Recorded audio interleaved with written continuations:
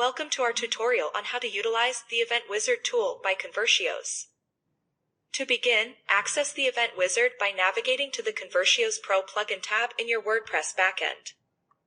Head to the Pixels and Analytics tab and locate the Event Wizard tab on the right side of the screen. Click on the Start Wizard button. Upon clicking, you will be redirected to the website in a new window, where the Event Wizard window will open on the right side of the screen. To verify the functionality of all events, let's conduct a quick user journey.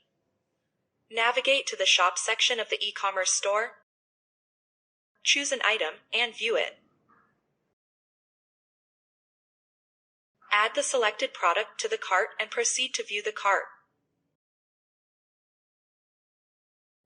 Once you've added a sample product to the cart and viewed it, proceed to checkout and input shipping details.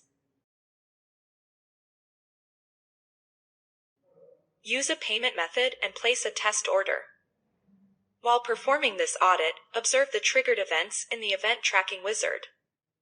Click on the small right arrow key to view event details and product information. After completing the audit and placing the test order, click on Generate Report. The audit report will be generated in PDF format, providing you with a comprehensive understanding of the results.